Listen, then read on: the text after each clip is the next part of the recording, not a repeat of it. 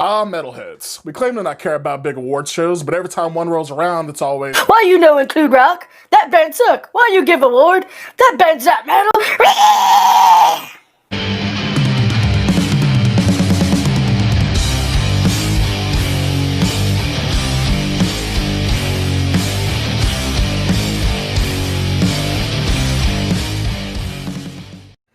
Greetings, hard and heavy music fans. I'm Dante, this is the Heavy Haystack, and today I'm talking about the 2021 Grammy Awards, specifically the award for Best Metal Performance, because I definitely don't know anything about the rest of these awards or music acts.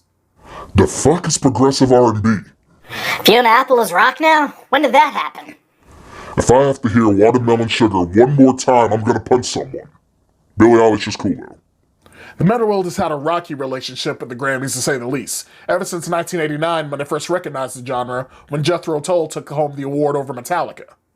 This is for Injustice for All, back when everyone still loved Metallica, way before the Lulu and Saint Anger bullshit happened. After that snafu, they split metal and hard rock into separate categories, and let Metallica win the following 3 years. Almost like the Recording Academy was trying to correct their initial screw-up. The award was relatively solid for a while, with most negative talk surrounding the Recording Academy only recognizing the most mainstream bands, as well as only recognizing metal singles and not albums, where to this day metal is one of the most album-centric genres there is.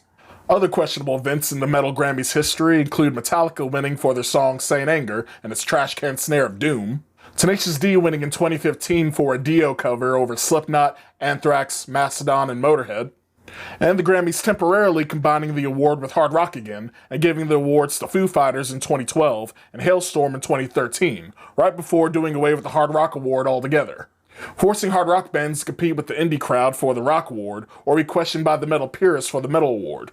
Let's also not forget that the metal award hasn't been televised for a number of years, and metal acts are rarely asked to perform on the show, televised or not. Recent years have looked a bit better though. From 2016 onward, the Grammy has been given respectable names like Mastodon, Megadeth, and Tool, and have been acknowledging less mainstream bands like Between the Buried and Me, Candlemass, and Meshuggah amongst their list of nominees.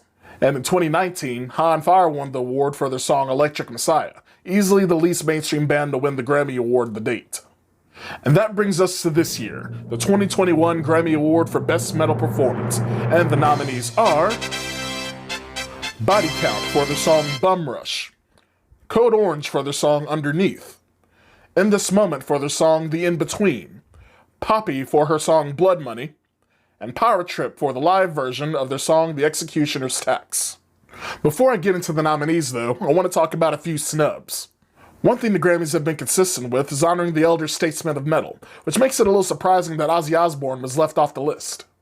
Given his new Ordinary Man album leans a little bit more rock than metal, and despite it being on many publications' Best Albums of the Year lists, fan response has been mixed, so that could explain the omission. A much bigger snub is Gojira, who released their Another World single back in August. They've been nominated for a Grammy before, and the new single has metal fans foaming at the mouth for a new album from the group. Definitely seems like a big miss. There's also Trivium and August Burns Red, previous nominees who both turned in Album of the Year contenders, full of hits, worthy of a nomination. But maybe that's the Recording Academy's goal, trying to acknowledge more new nominees for the category than before, and break away from the elder statesman trend that the award is known for, get some fresh blood in the mix. Of this year's 5 nominees, 3 of the artists are first-timers, and the other 2 are considered pretty current despite being around for a long time. Up first we got Body Count with their second nomination for their song Bum Rush off their new Carnivore album. It's a good, fun, high-energy dose of crossover thrash and hardcore, and one of the favorites off their new album, which I consider a step up from their previous record, Bloodlust. Not too surprising a pick considering Ice-T is the frontman, so they have that mainstream connection despite being a mid-level band. I don't think I would have nominated them, but an enjoyable choice nonetheless. Next up is Code Orange, who's also on their second nomination for their song Underneath off their album of the same name. It's a big anthemic song that walks the line of alternative metal and their brand of industrial hardcore. They're also not a surprising pick. Roadrunner Records band, they've gotten mainstream attention with their songs and performances for the WWE, respect to their metal peers from the likes of Corey Taylor and Randy Bly, while also getting the right kind of hate from metal fans, hated for being popular while trying something different from the norm.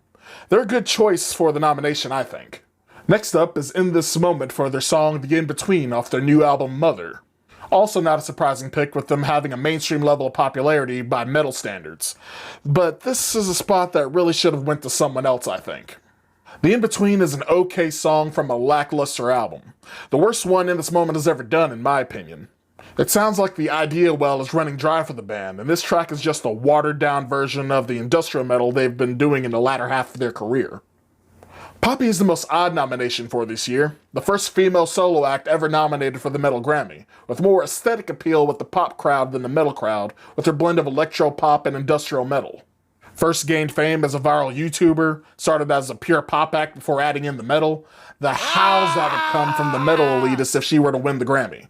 While I would have preferred her title track I Disagree over the track that actually got nominated, Blood Money, I think the nomination is still a good pick.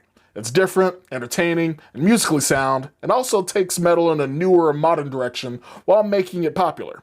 I approve. The other odd choice this year is Power Trip, but for much different reasons. Crossover thrash band nominated for a live version of their signature song Executioner's Tax. The original studio version of this was released in 2017, and this live version was recorded in 2018, but wasn't released until June of this year. The Grammys are way late to the Power Trip party, though the elephant in the room as to why this song probably got nominated is that earlier this year, Power Trip vocalist Riley Gale passed away, striking a momentum-halting blow to one of metal's brightest rising stars. Considering their nomination for a live version of an old track, it's quite likely they could actually win this thing. So my guess is that Power Trip will win this on a past due nomination as a sort of in memoriam to Riley Gale. If it wasn't for Power Trip's nomination, I would say that Poppy would win. Because if there's a choice that could piss off metalheads, the Grammys seem to usually go with that. As for who should win, out of these nominees, I'd say that it should be Code Orange. They hit the most high marks across the board on how you could judge this thing. It's the highest quality of the nominated tracks, their song is the most entertaining one, despite Power Trip's track rivaling it pretty closely. It's the most innovative of the tracks, as well as being stylistically current. It's ranked in the middle by streaming numbers, but the Grammys aren't supposed to be judged by record sales anyway, so they claim. They also seem to want it the most, ambitious lot that Code Orange is. So yeah, what do you guys think of the 2021 Metal Grammy nominees? Who do you think should win? Who do you think got left out? Do you even care? Considering that you watched till this far in the video, I think you probably do. Leave your thoughts down in the comments. Give this video a like, and subscribe to the Heavy Haystack if you want to see more videos similar to this one. Peace, love, music, and I'll see y'all next time.